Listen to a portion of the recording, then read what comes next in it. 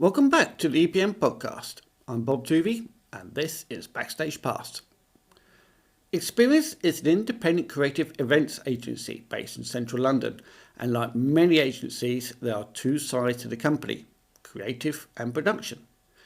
In this episode, I explore the challenges and rewards of both the creative side and the production side with two guests from Experience.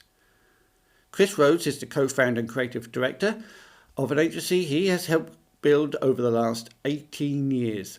Originally trained in graphic design, Chris moved into scenic design and live production and has developed a career that spans more than 23 years in the event industry. David Lourenço is the production manager of Experience. He brings 13 years of expertise delivering exceptional events across Europe and America for clients such as Financial Times and News UK. Before we get started, a big thank you to our partners for their continued support, Vivid Inc. and Eventflow. More about them at the end of the episode. Do you actually have an office, or are you guys all sort of? Yeah, no, we have an office just behind Borough Market, but it's a working from home day on a Friday. So you found us both at home today. Okay, Borough Market. That's. I'm in Muswell Hill, North London. Oh, right, okay. Yeah, so I'd be nice to have a little tour around your place. You are always welcome. It's a lovely spot. We've been there for a couple. We've always been South London, south of the river. Started in Vauxhall and then to Kennington, so we're kind of moving more southeast. Southeast. And Borough Market. It's lovely, but it's the lunchtime bill can get expensive, obviously. But the vibrancy and the culture is amazing. So the other night when the football was on, like before the match, it was just the streets were electric around there. It's such a fun place to be. So you probably didn't get much work done. There's always a good opportunity to sort of sneak out in around that area, I think, and it's good, entertaining.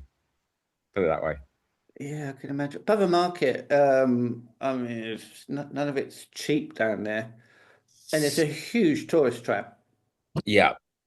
So we're fortunate, I suppose, because we're there in the working week. That normally you can, it's not so bad, but it is still always busy. But yeah, you're right, it is still very expensive. So there's still a lot of Tesco meal deals that happen rather than the food market. Knowing how to dine out nicely by going to Tesco meal deals. Brilliant. If I remember Borough Market area correctly, it's a bit compact with the streets and the buildings and stuff. I mean, you've got an office. This is where you build things. Is it just straight office for admin, or is it where you actually do design and build? So not build in the office. So it's just an office. So it's just for thinking and getting together and so on. So it's then we have a warehouse out in the sticks where things will get coming together, where the kit's stored and so on, and anything that needs building is built. But it all depends on the nature of the show. But yeah, the central office is just for kind of the staff to come together. That's where we work from. It's handy. A lot of the work is in central London, so nipping out to site visits and so on. It's a useful place to be. And then the equipment stored elsewhere. Yeah, considering just how many venues there are, how many event planners, and just the event industry just occupies London. It's just everything's there. Without a doubt, and as you say, it's a good spot in terms of getting out and about to the quick client meetings. But then post COVID, with nowhere near as much sort of traffic in the office or going to offices as much as we used to. There's a lot more this sort online meeting goes on, so kind of quick ad hoc meetings online rather than catching up in person, which is a bit of a shame. But it does, probably it is creeping back a bit, but definitely not as much as it was. So we've got a nice boardroom with all that, a well-stocked fridge in there as well, but it's not used as much as it used to be used. Interesting. Any thoughts about not having an office, or is it still a place that you want to keep on because it's where you bring clients to a nice, cool, air-conditioned environment with drinks out of the fridge? And again, it's a really interesting, I think with, the business, or I think the industry as a whole, I think all industries are changing a little bit and we'll continue to see a change, but that's not COVID. I think that's the impact of AI and what's going on in the workforce and how that's happening, and sort of the different amount of staffing you perhaps need with the impact of kind of what AI is doing for you in some ways. But having said that, when I started the business, I always thought in my head, like, what the office would look like would be, bunches of people gathered around, talking, collaborating, evolving projects. And I think that's still the best way. You want to see that happening. So I think there'll always be a need for an office and people to come together. It's just maybe the size and scale of it may change. I think staffing numbers may drop down a little bit with the impact of AI on the industry and some of the roles that it's taking on. But I think the nature of what we do, you're always going to need to collaborate. And I think with that, getting together is, it's essential. So the office will stay for now. We don't own it, we rent it. I wish we did own it. But I think we're in there for a few more years at least. And I'm fairly sure as long as the business is healthy, there'll always be an office. Well, as you are, Mr. Chris Rhodes, the co-founder and creative director of Experience Events, I suppose the future of that office is down to you. Well, yeah, I guess so. We've got to keep the lights on. That means keep winning work and keep delivering the product and growing it that way. So so fingers crossed with a good wind. I mean, we were as good as our last show. I think a lot of people say that in the industry, and we've been busy for 18 years, and we've still got a busy schedule in front of us. So I'm kind of hoping that things carry on the same trajectory. In my notes, and now I'll put an age on you. I don't think that's fair to do, but more than 23 years experience in the event industry.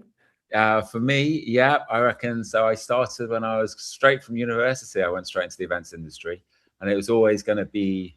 Well, I didn't mean to. In fact, I studied graphic design, but I always had a love at school. I always had a love for the theatre, and not so much sort of trading the boards, but sort of the scenic design of a play and stuff in drama class and drama A levels and things. So it was either going to be scenic design or graphic design, and at the time I chose graphic design. But my first job out from university was for an event company, and I was doing graphic design for that event company. But then the scenic designer moved on, and the boss was like, "Well, you're a designer; you can have a crack at that." And it all sort of my A-level drama days came back to me, and before I knew it, I was kind of combining graphic design and scenic design and creating events. And did that for a few years, and then started Experience probably in my mid to late 20s. And then with two other gentlemen. Tony Clark and Mark. There's just Tony and I left in the business now. But yeah, the business is going strong all these years in. David, you've got 13 years of experience, and according to my notes, exceptional experience in experiential events across Europe, America, well traveled by the sounds of it. Yeah, I think it's the true test of you knowing your worth as an events manager is because working in London, you've got a lifeline always present. You've got a whole phone book full of people that you can call up, like a print's gone wrong, what do I do? And what they say is, no worries, I'll be there in an hour. But when you're, delivering huge conferences in Amsterdam, for instance, and one whole print gets smashed and you've got to fix it in about 2 hours, I think that's where the true sort of like that's when you start to really understand what the events industry is and what you have to like learn from it and how good you have to be to still pull it off. And I think that's why I really love the fact that it's been 13 years of going to a lot of different places, working with a lot of different people, in sometimes really high pressure environments, which I'm sure we'll get into soon enough. But it's been a great 13 years of starting off working in a workshop. I didn't know, same as Chris, I think a lot of people that end up in the events industry start off in sort of like a satellite part of it and then get drawn to the staying up until 4 a.m, drinking coffee and trying your absolute best to make it work. But same as a lot of other people in this industry, I started off just working in a workshop, building stuff, and then just made my way into where we are now, which is, as Chris was saying, really, really busy and getting busier and can't wait to see what happens next. Yeah, did I mention that you're the production manager? Did I mention that? I can't remember if I mentioned it now, but you're production manager. So you're the guy who, as you mentioned, you work in the workshops, you're putting things together, you're building stuff. I mean, Chris is in his chair staring at screens and you're being very practical about things. Well, tying into what Chris was saying earlier about being in the office, I think one of the main ups of being in the office is that me and Chris can sit down And instead of having the clunky, oh, can you see my screen? Oh, wait, my internet's not great. We are just collaborating in real time. Chris has got his perfect method where he pulls out a notepad and just starts doing sketches live. And we're discussing it, between two people that know what they're doing. And we get to, like, in 15 minutes, we'll get an idea that potentially online through chats and conversations would take us half a day to get to that point. And then is the Chris is under the same rules as I am, which is we've ultimately got a client that we need to deliver a product that they've requested from us. But then it's that collaboration of how do we do this between me worrying about delivery and Chris worrying about overall like design aspects. That is the real challenge. Yeah, you really can't underestimate the power of a pen and notepad. The way you can iterate really, really quickly, and people can see what you're doing and say, "Oh no, make it bigger, make it smaller." If you do that on a computer screen, it's a lot more time-consuming and complicated. You have to sort of get to your ideas quite quickly, especially because ultimately there's a project to deliver and there's a budget that is always in the background, and that's kind of quite of a fun topic because you've kind of got the creative team trying to dazzle and do like the best work they can or invent new solutions, do exciting, interesting work. And then you've also got the projects team on the other side looking at it going like, I've never priced that before, we don't know what this is, how does this work, and then also how does it even stand up, or is this viable in the real world. So it kind of takes sort of, I guess it takes experience to sort of be, what you're designing and what you're thinking of. It needs to be, you need to have your feet on the ground so that, when you do pass a project over to projects to kind of build or go source and so on, that they aren't fighting a losing battle to start with, that they are going to go away, they're going to find a solution that works within budget and it is viable in the time frame and all that sort of stuff. But it is always a bit of a conflict because you've got, say if you're in a pitch, we're trying to come up with something that's going to blow the client's mind away. And that is going to then be a challenge that rolls over to production to go away and work out how to do it. And then say you've got a client who wants, oh, can we have 3 iterations, or can we have 3 different ideas, or can we have a gold, silver, bronze? Think about the impact that makes on the agency side about what the creative team are going to have to go through, and then what the production team are going to have to go and try and source all these different things and work out how to do it, and then to come back, and it even still might even be a pitch, so you might not even win the thing anyway. So it's interesting, sometimes stressful, but fun. We're creating and designing and delivering. So yeah, it's kind of a Yeah. yeah. It's the importance of having that such a direct connection between design and production, because at some point someone's going to say, we want this fancy thing. And you go, yeah, we can do that, but it will take 3 months because it's got to be built overseas and it's got to be shipped and it's going to be expensive. Are you sure? And have that conversation going on of this is what they were like, but this is what actually can be done. That's an important conversation to be had face to face, no doubt. Yeah, 100%. And so when we started the business, we kind of, and it's something that I think is still now a USP, where we're sort of split between 2 camps of sort of designers and so sort of creative thinkers, and then pragmatic doers is kind of how we word it. So we have half the office divided with people coming up with ideas, crazy and so on, but they've got their feet on the ground, but they're very imaginative. And then we've got the other side that are the doers and those kinds. So Tony's, so he looks after that side of the business. He's ex-military. He's the guy who likes getting up early. He's the guy who runs a spreadsheet, to nth degree. The creatives aren't going to do that because that's not what we like. We got all the, as you say, the papers out, and we're drawing stuff and we're coming up with ideas, but we can, feet on the ground to an extent, but then we need to be imaginative. And then it's over to the people who kind of like, right, this is how that's going to work. Can we realistically source that? Can we build it in time? Have we got a chance of building it on budget? And whilst every project's different, there are still similarities. So you do learn from the last projects, and you're like, all right, we know the fabricator for that. We know how we can get a ballpark figure really quickly to check the feasibility and the viability of that. And we can kind of, you can start pulling it together quite quickly to turn a proposal around in a short amount of time. And, again, like the impact of AI, I'm going to talk about that again. I know everyone's banging on about it a bit, but it does help in a way because you're managing to prototype things quicker on the creative side. So we can kind of test an idea. We can rapid prototype a lot faster than what we could before. And then again, it just so we can get something over onto production faster so they can then go like, right, let's see how we can break this down and go out to different suppliers to how we're going to manufacture it and whatever. So yeah. It's really interesting. you mentioned AI. I'm trying not to mention AI too much because everybody talks about it. Every conversation is all about AI. Okay, I'm happy with AI being a research tool. And especially if you're doing maybe you're trying to produce something and you want to know about the material itself, what it can put up with, what can you do with it, where does it come from, how much does it cost, and where can you get it, shipping time, stuff like that. I mean, it has its uses, but it seems every conversation and every product, including toasters, now seem to have AI built in it. Yeah, I mean, I don't see the need for a toaster to have AI, but Well, I can imagine you wake up in the morning, have an argument with your toaster about how many crumpets you're allowed. well, the one thing it never argues with you. Don't go. Let's not go at the segue into AI stuff. But the one thing I do find the issue with it, it does constantly agree with you way too much.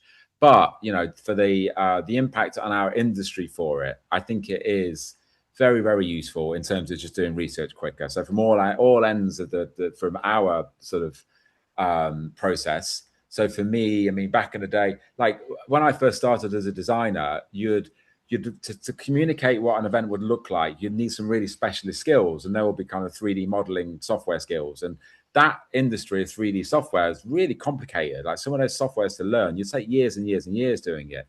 So things like, back in the day, it was 3D Studio or Maya, or these kind of, and then it became SketchUp. But there's Blender out there. There's, all the Unreal Engine. All these things take a long, long while. They're not really meant. Some of them aren't really meant for our industry, but we were using them to communicate what the space and the environment could look like.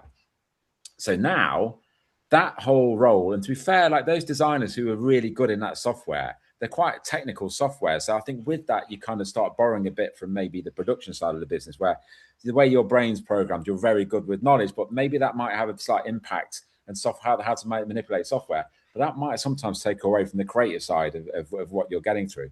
And you're spending days trying to visualize something where now AI can do it. You still need the idea, is the thing. So you need the creative people coming up with a great idea, but now sitting down into some sort of, I don't know, a really complicated 3D software to model the environment out. That's kind of starting to be taken away from the industry a bit, because AI is doing it to a very, very good level very quickly. So we're finding the industry shifting towards that a little bit from the design process. When it comes down to sort of using it as a tool, if you're looking for a venue or anything like that, like capacity search, it's just done so much work for you. I don't want to take the work away from venue finders, but it's kind of like, type in your brief, say what you're looking for, and proximity to certain things where it needs, proximity to a golf course or whatever it will be. It's going to do a lot of research for you very, very quickly. And it just starts you off on, on the right track a bit quicker. So it's got its place in the industry. And I'd say, Bob, but it ain't going away. I think, how it will carry on growing or what it will do next, I don't know. But I think we'll still be talking about it for a bit, especially in these kind of these few years where it's taking a hold. David, how are you getting on with it, with AI in general? Um, on our side of it, on sort of in the delivery dash production side, we don't really, by the point that it gets to us, like we don't really use it. It's not something that we heavily rely on. Other than sometimes when you type out an email and it's like 5:30 and you've had a day on you, you kind of go on ChatGPT, can you make this a bit nicer? Can you make me sound just more pleasant? I'm not Other exhausted. than, other than that, like on our side of it, there's just been no impact. Because as Chris was saying, I think what AI does do is if you've got 17 ideas, you can do 17 iterations of your 17 ideas with AI quite quickly, just as a single individual in about, a couple of hours, you've got 17 ideas. Then as you're looking at them, 8 are just dreadful. You've still got like a few there that you're like, yes, okay, these will work. And then you may use AI a bit more, but the final product will always be made by an actual human being. It's just that you can sort of no idea is a bad idea. And as Chris was saying, Chat GPT and Claude, etc., they are too much of a yes person or yes machine. And they're always like, yeah, that's great, let's do that. But what it does do, it's a great tool for the creative side to go through a lot more iterations of what will end up being. And also, as Chris was saying earlier, when a client wants a gold, silver, bronze tiered, quotation and what can we deliver? And they are reaching out on a Tuesday and they want something by Friday. And by the way, we're talking to 7 other companies. So you want to get your email in first before anyone else. AI is really good because obviously that client is not the only one client you've got. You've got 7 other clients that actually needs also help. It does help you getting these things pushed a bit quicker. But it just helps with it is helping with productivity and getting things done a bit quicker, and especially in such a busy environment with events. So it is a really useful thing. But I think so as it's been taken on by the business, definitely on the pre-production side of the design, or like the covering off territory, getting stuff done in terms of coming up with not coming up with the ideas, but helping move the ideas forward. The designers are always going to need creative people coming up with ideas, and then it's using AI to sort of move those ideas forward in terms of visualization to help the client understand what it looks like. But then it also has a failing in terms of I would never trust it. I wouldn't trust it yet, because these things have to fit in a venue. Whatever we're designing, a stage set, an installation, an immersive experience, that still needs technical drawings to then go and get built. So there is this kind of crossover where I kind of say, right, I trust you to a certain extent to help me here, but then we're going into the realms of reality, and this I want somebody looking over, and I want the carpenter to have the exact sizes that he's going to be using and so on. I don't want it guessing. And then I think it won't, we're just, obviously the delivery and the building of the show, it's very much a people industry, and people like working with people, and it just can't do, it can't be there on site in the same way. It's not going to help solve those problems and get things fixed in the middle of the night when it's needed and stuff. That's where you need somebody on the ground making impact, and that's where it's not going to get there for a while. It's a very human thing, isn't it? When you've got great relationships between people, there's trust there. They know how to work with each other, even if they are from different companies. They know how to work with each other. That means problem solving happens quicker. The final product's put up quicker, and the quality of the final build, because they're taking pride in showing off to each other what they can do. It's professional standards because it's people with people. Yeah, 100%. And I think when you're on an event, so obviously you've got the lead up or going all the way through, but when you're there on the day and you've got the build days and then you've got the delivery, you're in the trenches together. You really are, between sort of client services, designers, project managers, and so on. And then also the other thing as well, like I get really passionate about it because I guess any project's been kind of in incubation with me from day one. So from pitch to delivery, I could be working on a project for a year or so. And then when you turn up on the day and that for the weekend build or whenever it would be, and then it's kind of, you have to hand it over. So like it'll be over to David and his team. And as you'll know, like the industry is very much, is driven on free. There's a lot of freelance staff in the industry. So building these shows, delivering these shows, the technicians on the shows, more often than not, they're freelance. And you want to have great people that you rely on and you can trust. But at the same time, you are handing over stuff to somebody who's only, they're only involved in it for that day. They're just coming along to press some buttons or manage the EQs for the sound or whatever. And it's like, this is so important, and everyone needs to be kind of together delivering it all. It's it's fascinating stuff, and it makes the ticker beat a little bit. It definitely puts a bit of pressure on, especially when I've gone through your website and I've made some notes. You've dealt with some very high-end clients. So speaking of the handing over, you've at some point you've got to say, right, we've done it, and now we're going to give it to the client to deal with, and we'll be back in a few days to take it all away again. But David, how's it feel that you've done something for like L'Oreal or the Financial Times? You've probably got some big brand names. You've spent Chris, you spent months working on it, designing it with all the diagrams and drawings, bill of materials. David, you've put it all together, and at some point you've got to stand back and go, I've got to go now. I've got to leave my baby behind. It's my amazing thing. I have to leave it. So I think in that regard, so what we do experience is if it's a L'Oreal job or an FT job, we stay there with the client. So because we wouldn't expect the client, because it's often not just a self-standing thing. There are moving parts always. There's run of shows, there's scheduling, there's technical aspects that we wouldn't expect the client or anyone there to pick up on. So we stay there from the start of from the setup to the very end. As the last flight case is being put in the wagon, we are there to help them along with the process. So that is something that we always build in to all of our projects, and we feel that really works because we'll touch on this later, I'm sure, but the client may not be a very technical human being. They are just coming to you as an events company saying, I want this, I've got the money. And we're like, that's all we need because this is what we do. You've come to the right place. And part of that process is either myself or someone, a freelancer that we get that is a trusted person for that particular role of client management during the live part of the event.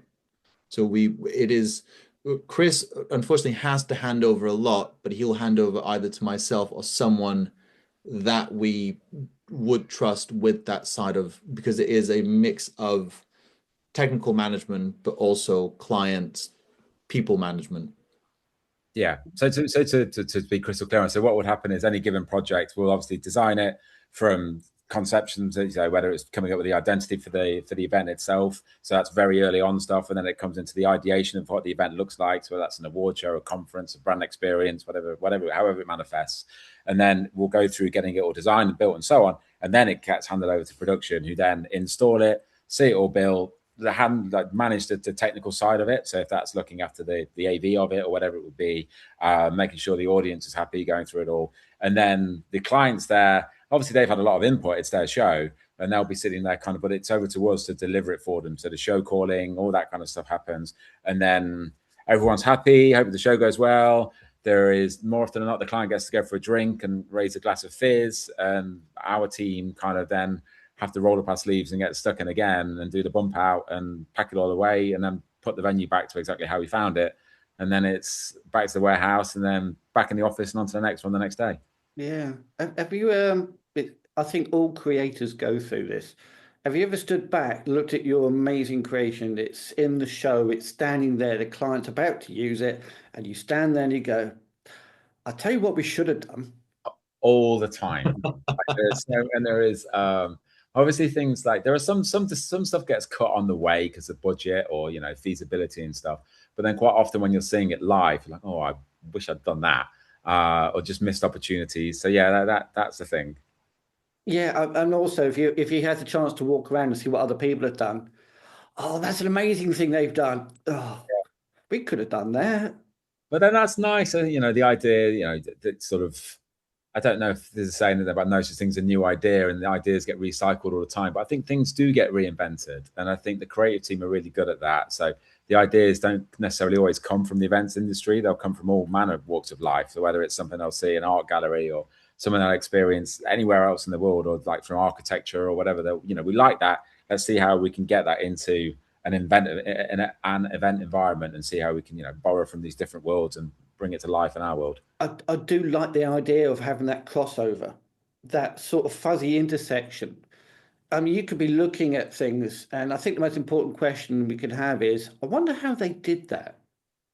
Yeah, and I think you want your audience to be kind of like, wow, that's always a nice one. So like I remember doing something for the Guardian at the Observer Food Awards, which is no longer a show, sadly, which I think is a shame. I think they couldn't get sponsorship for it. I don't know, but we did that show for several years at the Freemasons Lodge, the big one in Covent Garden.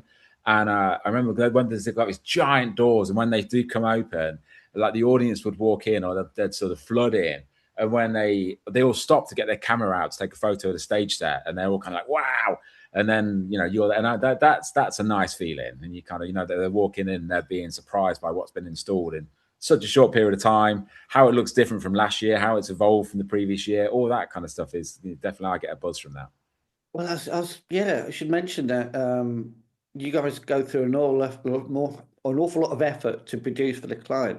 And it's great hearing the client's appreciation, whether that's by thanks, handshaking, some sort of reward. But I guess the greatest reward you get is the attendee's reaction.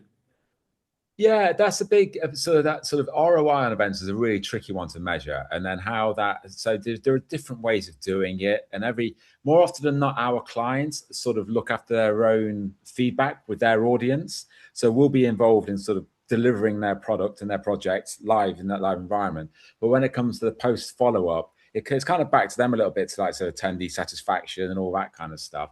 So they kind of get more of a more sort of like more data feedback, I'd say, where we get to see like the open mouth, like wows, and they kind of like, oh, that was, and you get the hustle and bustle, and then the anecdotal stories about it. And when you do hear stories on when we get feedback, I think there's something that's really nice, as if we'd, especially on, say, some events like the kind of, I suppose, like the Glastonbury sort of approach to things, where sometimes we're designing things where we know the audience isn't going to see everything, and we're just going to let them run wild and go and explore the party environment, whatever it would be. And it can be a corporate party, it can be anything. But what's nice about it is that after the show, when people are talking about the things they did see and what other people didn't see, and they're swapping stories, that kind of makes it like a really fun feedback session, because they're all kind of, they feel like they've missed out, and then they get revved up for the next year's event and so on. So sometimes, and obviously that's why I say Glastonbury, because it's one of those things, sometimes it's just too much to do. I think the content has to be good. And you're never going to see everything you want to see, but you're going to try your best and pack as much in. I think that makes for quite a fun sort of theme to pull an event together.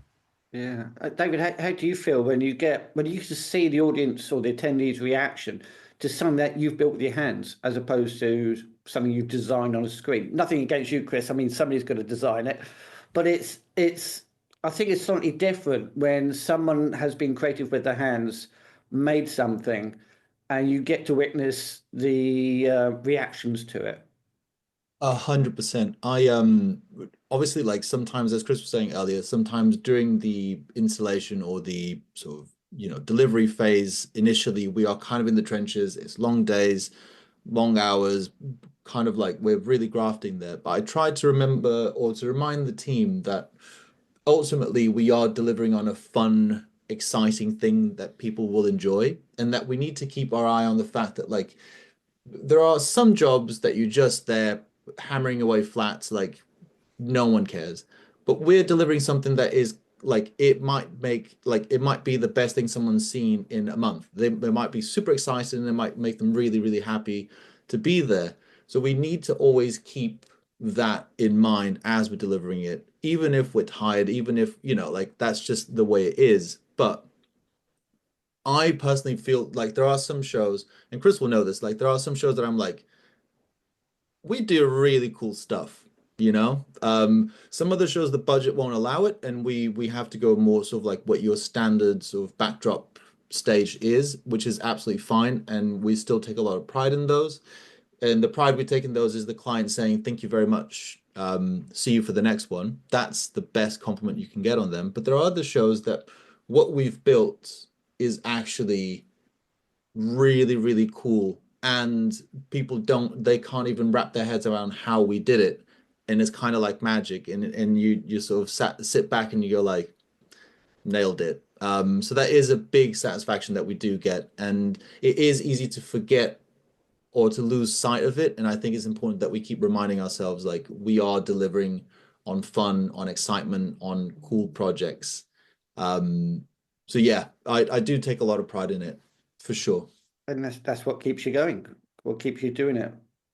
100%. And Chris and Tony paying me really well. That also, like, It's having good employers keeps you going as well. 100%. And I actually, I say that in jest, but it does really help the fact that we've got a great environment in the office, and we all feel like we can just be honest with each other. And, if something is not working, we just say this is not working. Or if something is really working, we all sort of like get together and go like, well done, everyone. So that is a great aspect of it as well. Yeah, you've got to be, well, you have the freedom to be truthful because you're working for the client. It's not as though it's a competition between employees or anything like that, or trying to outshine anybody. You're doing it for the benefit of the client. 100%. And I think I've had designers before who perhaps kind of, it's a bit of an education. It was fresh from university, or you're a graduate in somewhere. It's sort of a lot of designing for yourself, or designing the installation or an experience. It kind of is going to give you gratification. So actually, you want to get it off your chest as an artist, but ultimately the client's paying the bill for these things. So you kind of want to take inspiration from the client and then design your art for them. And that's the trick to it. You can't be doing it for yourself. It needs to be for a client and their goal. So speaking of clients and their requests or demands, depending on how the client is. Have you had some that they say they've got a vision, but it's extremely vague, or perhaps, I mean, how do you deal with a client that's got these amazingly highly ambitious plans or ideas or what they want? I mean, it's two ends of two extreme ends of what you want to do for It's them. it. There's numerous threads you can pull on that, and I think one of them would be what's fun about the events industry is that nobody necessarily say you got a repeat client and it's a repeat award show. Every year, if it goes well, you want to build on it and do something bigger and better than the previous year, which aspirationally is amazing. But then also that kind of so are you doing it with the same budget? Because there's only so many times you can reinvent something, especially if it's in the same venue, it kind of gets tricky. But at the same time, that's when the creative team can really come into force because we've done the same award show in the same venue for 10 years running, all that kind of stuff. So you have to kind of keep thinking of ways to reinvent it for that client on a budget that isn't going up with inflation. And so you have to kind of manage expectations a little bit with that. And that's sort of where client services help a little bit. So I guess it's kind of good cop, bad cop. Designers are trying to do something really aspirational. The budget's not moving. Someone's going to have to start talking about it in a very open way. But I think being open and honest about that up front is a good thing. This is the budget isn't quite meeting expectations of what your vision is. Let's talk about it. What can we do? What can we change? What's mission critical? What's the audience really going to reflect and what they're going to need more than anything else? And then you start kind of chipping away at the project that way around. Then there is a frustrating thing about, I hate to talk about budgets again, but like everything, cost of materials, the cost of labor, things go up. So to come to, and also running a business, so the cost of our, the taxes and the overheads and the staffing and the business rates, everything, all that has an impact on kind of what we can deliver and produce.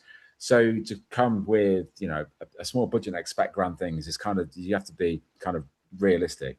But then you've got like one end of the events industry as well, kind of like a bit more like the homemade side of stuff. I do see some things that are like really interesting, and someone's going to create a stage sets out of cardboard boxes and stuff. And you think that's very interesting to look at. But I'm like, has anyone checked that for the fight? Has anyone Yeah, I was just thinking that myself, the fact that you've got so much.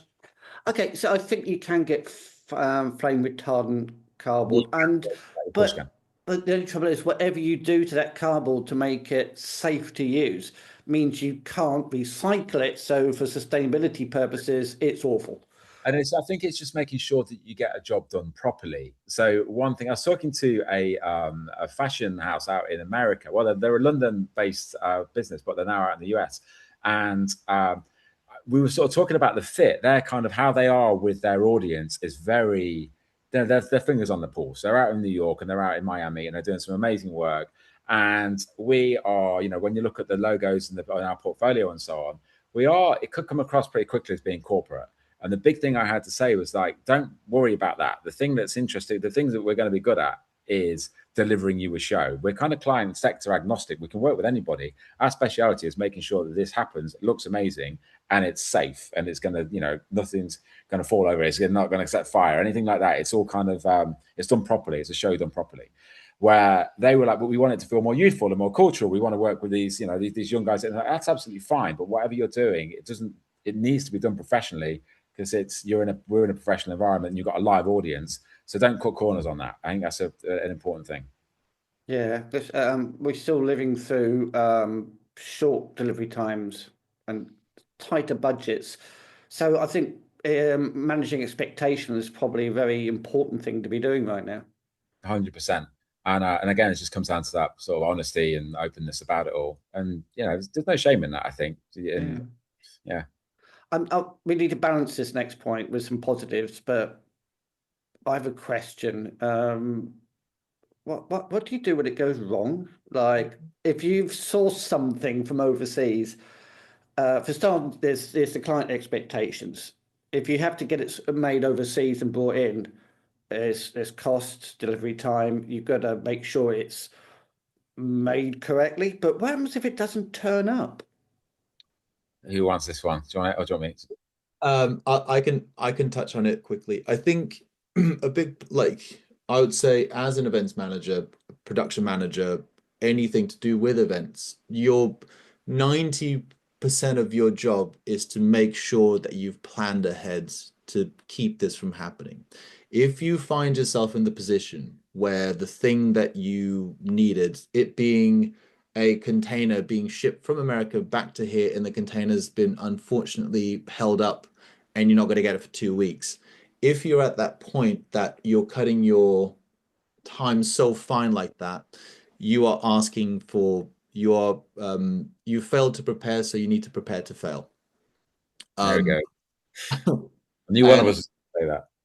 And I apologize for the, but it is true. Like one of the biggest sort of mantras in events industry is you need to stay ready, so don't need to get ready. And but when it does happen, which it does, obviously, like when you're running a sprawling show with so many moving parts, stuff will go wrong. So what you do is you understand what it is and try and find a solution.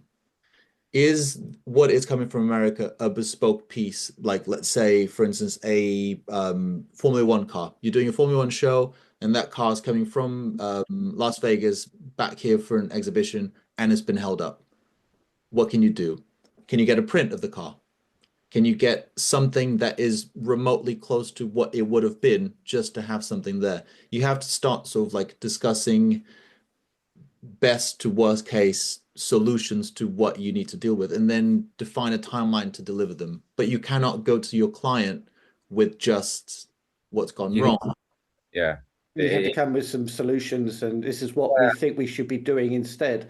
This has happened, and now it's out of our control. But here, this is Plan B, Plan C, Plan D, or whatever, and this is what's achievable and what we can do in the amount of time.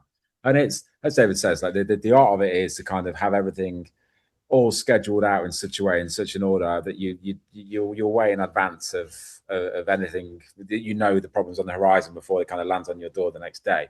But it does happen, and it happens. We're in a live environment, and then it kind of, I don't know. Perversely, it's kind of one. I think having it makes the heart again on the ticker. It makes the events a bit stressful. But I think also it's when it comes down to recruiting in the business. I love it when people are problem solvers. When like David's team, but people who are very good at being reactive, and the problem happens. It happens. We need to move on. We need to communicate that to the client efficiently, and then we need to find the solution very, very fast. And then make that impact. Do it. Get on with it. Do it. Have the gumption to be like, right, that's it, solved. This is coming in now, and it's going to solve the problem, and on we go. So it's important not to hide the fact that there could be problems. It's because I think I mean in the past, is it the case that people have gone, oh no, it'll be perfect. Don't worry, leave it to us. It'll be perfect, glossing over any fail points. But now it's a case of, okay, this is what you want. Okay, there might be a problem, but if there is, we got Plan B, Plan C, Plan D. Are you okay with that? Should we go off? Should we sign the contract? Should we get it done? And that in itself is an art, I think, and I'm still learning it after all my years of being kind of. Cause I'm exposed to clients a lot. There's a business owner and also creative lead on projects a lot. So when it comes down to if something is going off piste, there is that kind of, I guess, first off, this is behind the scenes, but probably interesting for your audience. There's kind of like a murmur between the senior people on site where you'll be like, right, this is, from what the rumors are breaking that this isn't going to happen the way we thought it was going to happen because we've been let down by a supplier or something stuck in customs or so. So I think there is first that kind of triage of like, there's a problem and how severe is it? What's the likelihood of solving it? And then one of the crew will probably sort of, peel off and start to kind of look into how to solve the problem. And then depending on the time frame of the event, if we've got a few day build, there's a chance we might just labor on and try, get the solution in place before the client might know about it. But if it does feel like something that is going to be jeopardy and it's, the time frame is reduced, then there is a time where we have to say, but it's so dependent upon the situation and on the client and the show. So the variables are massive. But I would encourage anybody, you'll never get away with trying to hide it. So I think even if you did manage to replace it like for like in the wrap up, I'd probably still be inclined to say, like, this is what went on, but we found the solution. And especially if it's something that's out of your control and your remit, so many different things come together to deliver an event, and there are so many variables and different things that can happen. But yeah, I think honesty is an important thing, and that relationship. You're in the trenches. You want to be. It builds relationships. I think being honest with you, I wouldn't want my client to stress, but if they need to know about it, then they should know about it. Yeah, I was just quite interested in that initial, well, the not maybe initial, but the conversations you had with the client, where in the past it may be you think you're gaining the client's trust by saying, "Oh no, we've got it covered. Everything's going to be fine. Don't worry, leave it to us." But now I think you can get more trust by saying, "Yes, leave it to us, but we've got a list of fail points that may affect it. Now, this is what we're going to do if it does happen. We're not expecting it, but considering what the world's climate's like at the moment, this is what we're going to do to get over the problems." And I think that gathers more trust than trying to say that nothing will go wrong. We had a really nice example of a show recently for, I can say, for ITV, where they wanted to recreate a game show, one of their titles that they run on the channel. And with it, there was this kind of to interact with the game show. It relied heavily for the first iteration was to recreate it digitally, so the whole audience would get their phone out and play along with the game show. But knowing the venue we were working at and the Wi-Fi issues and the connectivity issues of so many people just setting up on the game show at the same time, the whole thing was like, you know what? So we actually got as far as, again, back to AI, but we managed to rapidly prototype the game and get it all kind of in position where we could play the game and demo it out and so on. But the fear of it going wrong on the day, we were like, we need a plan B. And the plan B was to go tactile, and we translated that game into a scratch card. So we kind of came up with the idea of that. The audience arrived, there's a scratch card hidden underneath their seat, and when it got to that section of the show, the host played along. It's like, right, get this out, and the questions were answered, and there was an element of it where you had to self-moderate. It's a bit like a pub quiz where you're looking over, you had to like check your neighbor isn't cheating kind of thing, because there's a large prize being given away at the end of it. But in a way that also added to like the fun of the event. It kind of gave it like another dimension where I think sitting and staring at your screen or pulling your phone out like mid-show would have been the wrong thing to do. So something set off like that, it's like, right, we need a plan B if this goes wrong. Plan B actually ended up being the better solution than plan A, and it went perfectly, and everyone was really happy with it. So yeah, I think that kind of seeing the problems, I mean, that's still part of what we do as well. So when we're in the office, we'll communicate those problems. We're aware it's going to be a pinch point with these things that could go wrong for you. We need to think about that. And then sure enough, if things do go wrong, more often than not, it is one of those ones that we've kind of highlighted out. I'd like to see whoever came up with the idea of doing a scratch card had that sort of moment. Was it you? That was me. Yeah, that was my light bulb moment. Was that like a dawning realization? Oh, you know what we could do? And then people are going, wow, that's amazing. That's a brilliant idea. I think a lot of it's probably way back from my sort of degree thing. Like graphic design is problem solving, and I think designers design is problem solving ultimately, and I think that's the issue. So there we had a problem, and how do we design a solution for it? And one solution was digital, the other solution was tactile, and the tactile one saved. Whilst it wasn't going to be a like for like of the game show, and the game show relied on a lot of live feedback, and in that instance we couldn't necessarily do it. But with a great host and with creating the right buzz in the room and managing that with the client and making sure that it was communicated to the audience in a fun way, and that it went really, really well. So I was really pleased with that. Even if it is a scratch card, and people go, "Oh, is it just a scratch card?" But the thing is, at the end of the day, it's a device that got the audience attention and got them interacting with the show, engaging with the show.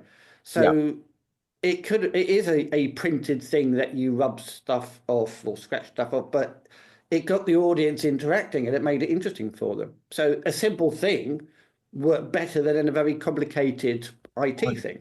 And I think, I'm going to segue a little bit, but I think anything that gets your audience using their senses in a different way. So it's not just passive. You sit and stare at screens all day long. So going to an event and just staring at another screen is, you want to be thinking about the lead up to the event, what's going on when you arrive in the venue. There's this sort of, down to even the scent that, we can make the place smell like you want it to smell. We can make it, the audio cues and all those kind of things. So borrowing from the world of theatre a little bit, and immersive theatre and promenade theatre, and bring that into the world of your corporate world. And you're going to stimulate more of your audience senses. They're going to remember your show more than they're going to remember the competition show.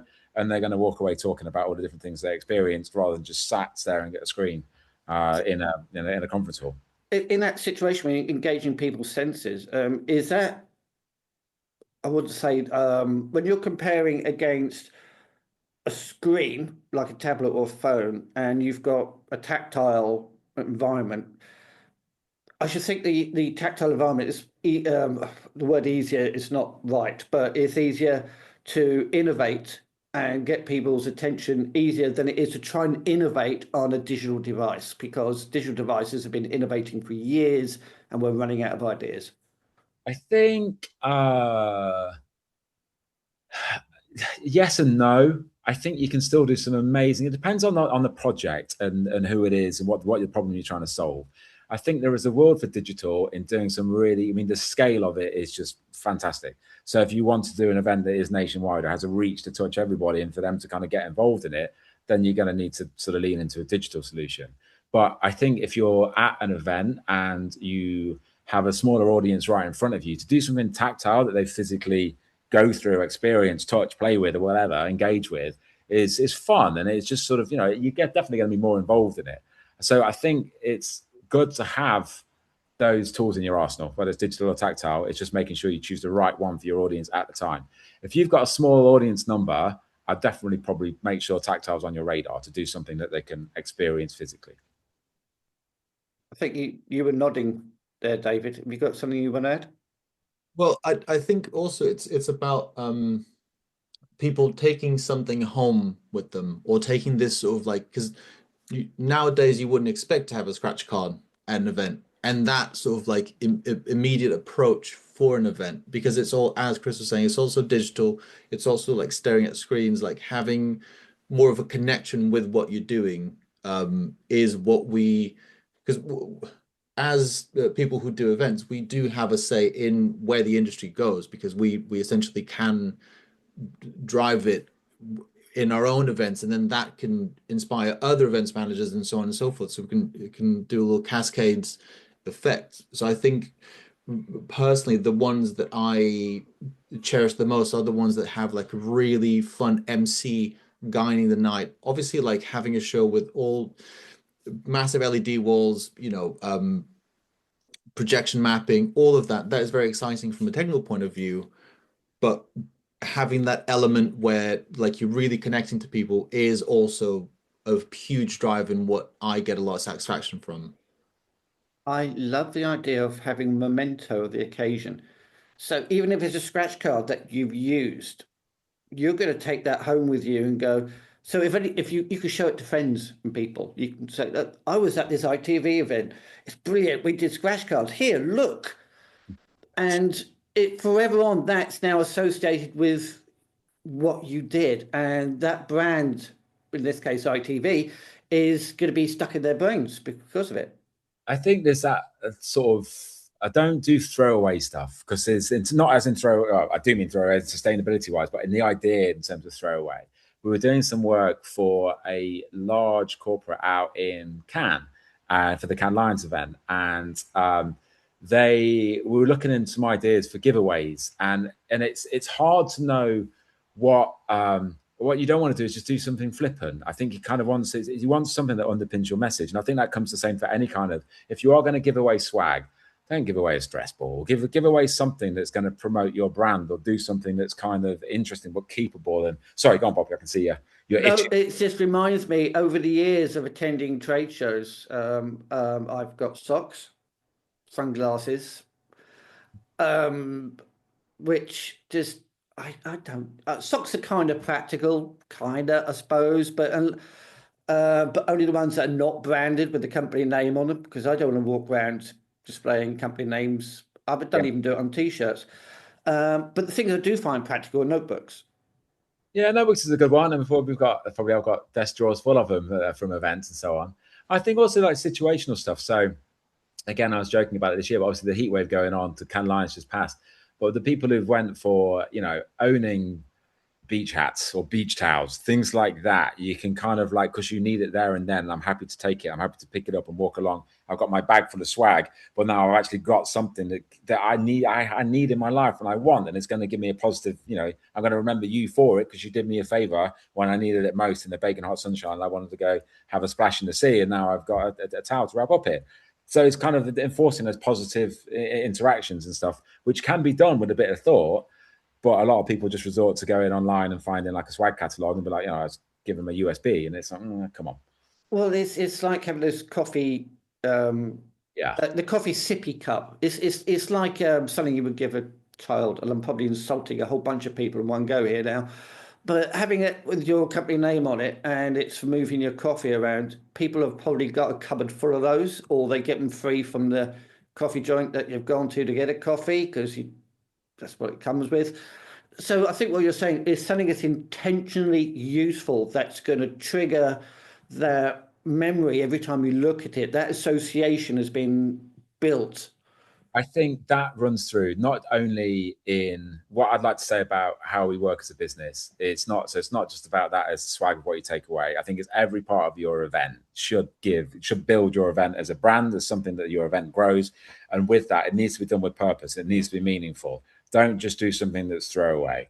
I'm talking to someone at the moment, and I can see if you try to roll out like Alice in Wonderland show or those kind of themes and stuff, I think we're just beyond that. Don't do a 007 party just for the fun of doing a 007 party. It's a bit cliched. It's been done years and years ago and it's been done to death. Find something that's going to be a theme for you. So whether it's going to be something that's important in your industry for this year, or something that the industry is celebrating, or something that the brand is celebrating, a milestone, or something about your corporate values that you want to promote, something that's going to resonate and have purpose, and then let your agency or the creators you're working with kind of embellish upon that and let it blossom into something, and then let your audience go experience it, take home something that reminds them of it. But it all needs to be thought through, and it can't be just something that's a flip and throw away giveaway thing.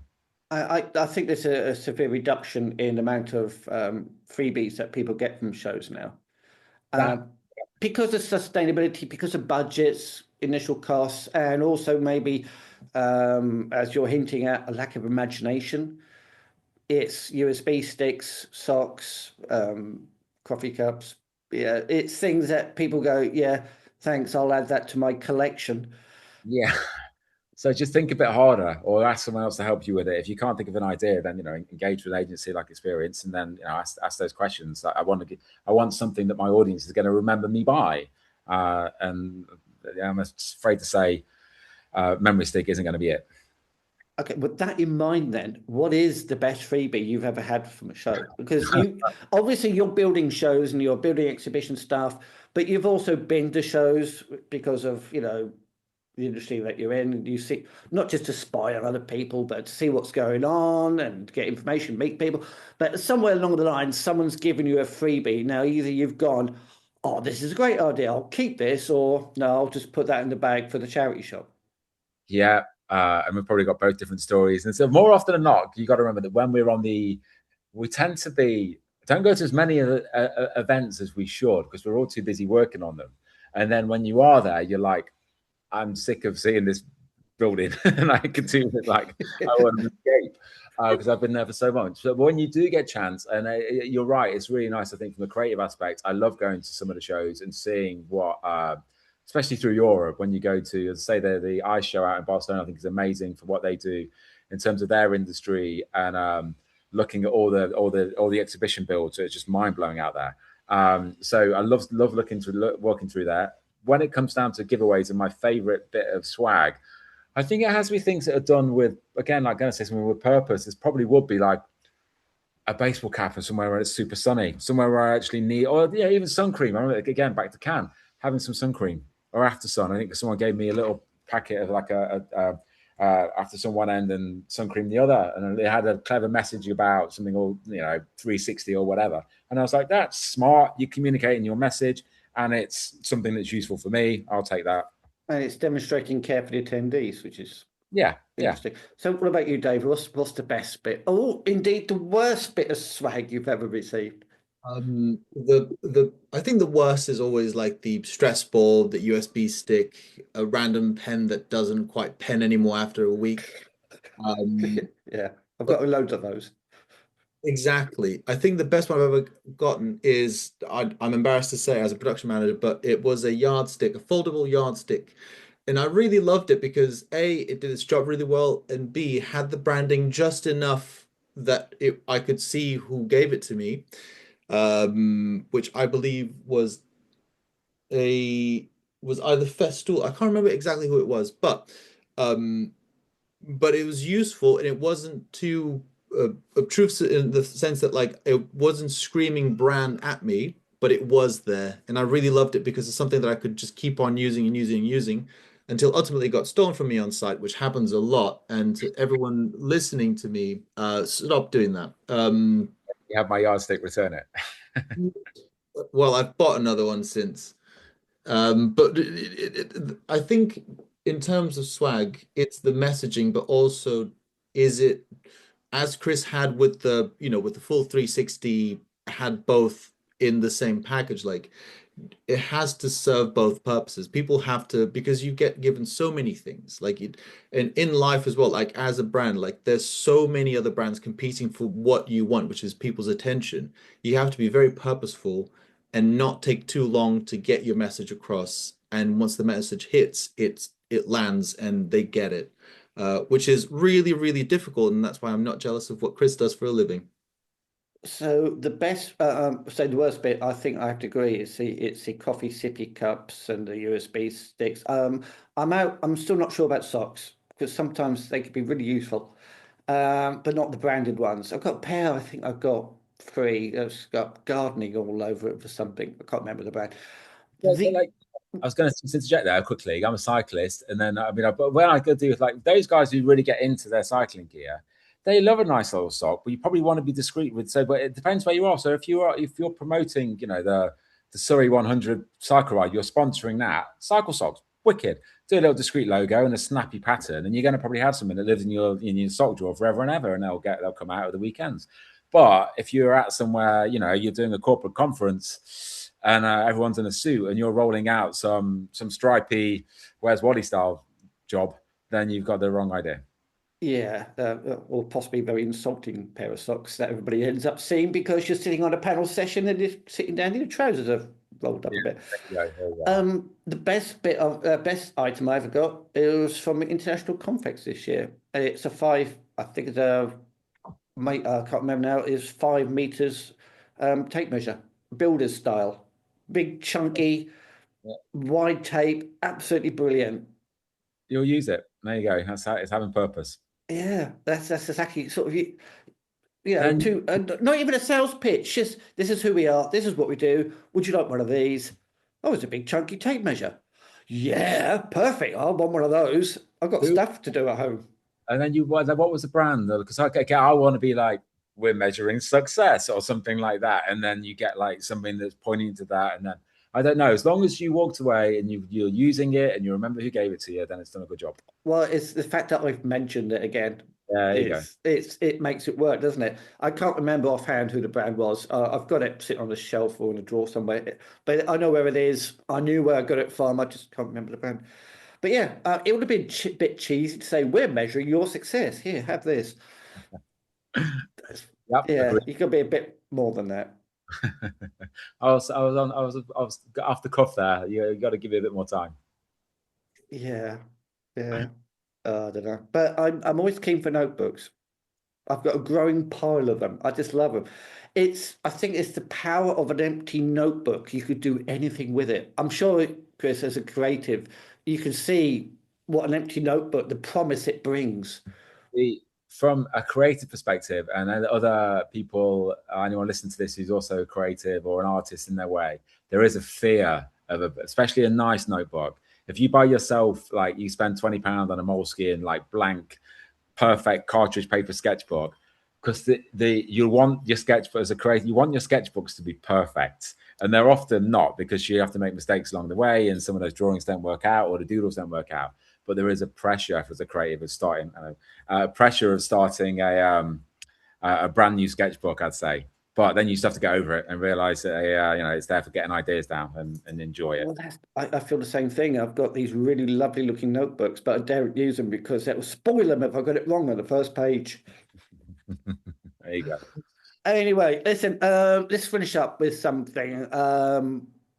Okay, so in the last 5 years, things have changed quite a bit.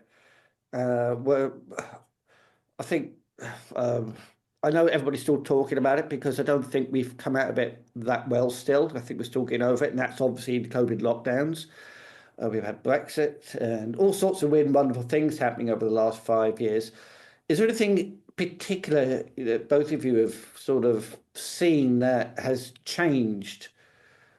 Maybe not, maybe in the ways that you do things, or maybe in the way that the clients have asked you to do things and expect their own expectations?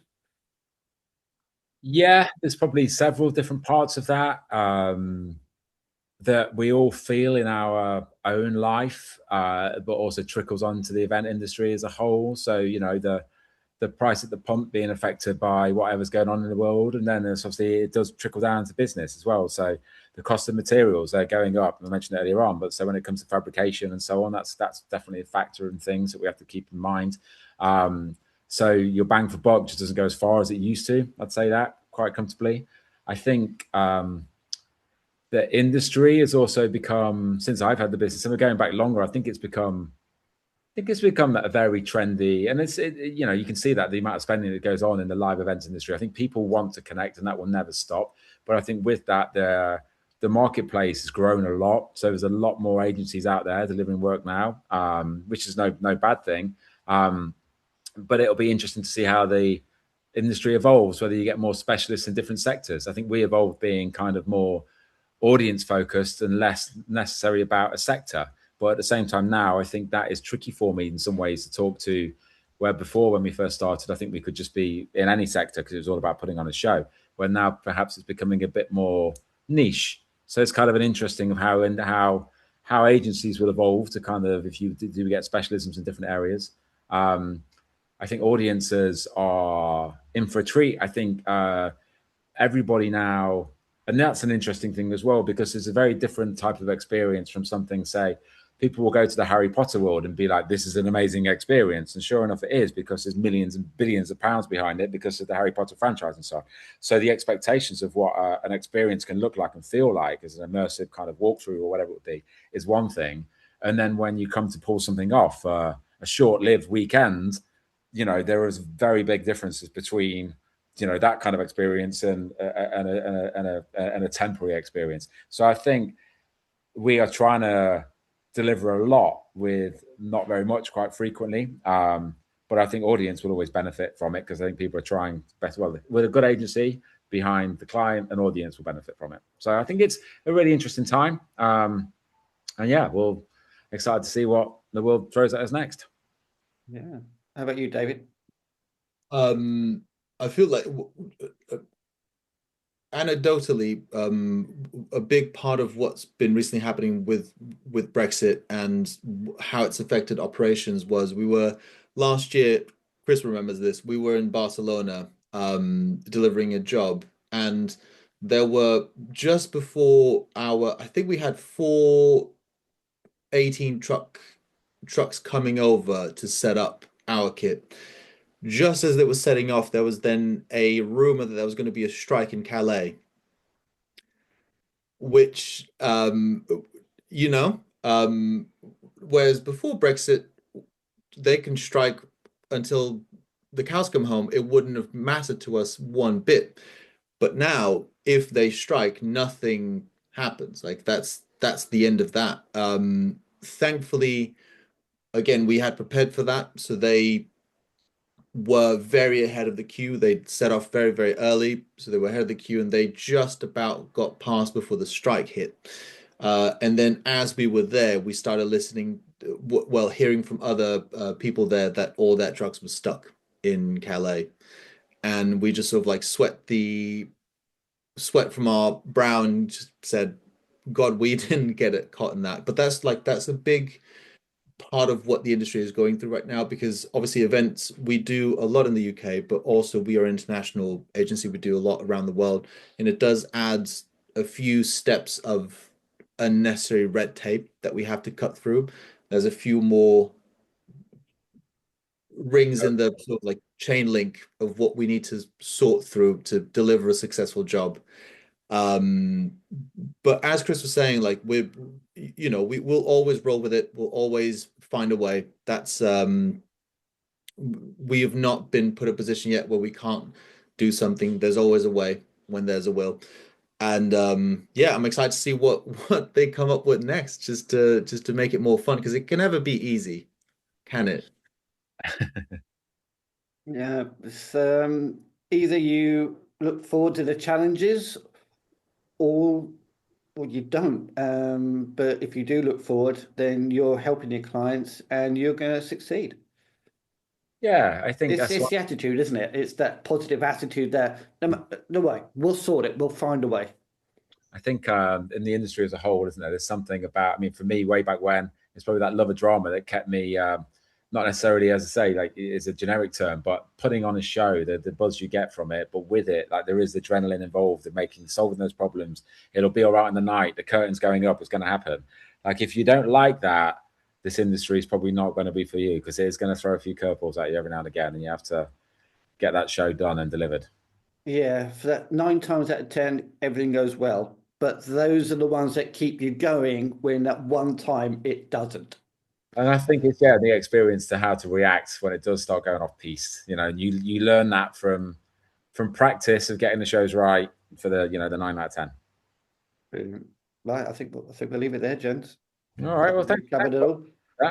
So thank you so much for your time. I will put in the show notes where people can find you. If you're happy with LinkedIn, and obviously a link to the website so people can find out more and be amazed by the amazing projects that you've been involved with. Thank you. So yeah, thanks very much, guys. Huge thanks to Chris and David for their time, and to our partners for their continued support.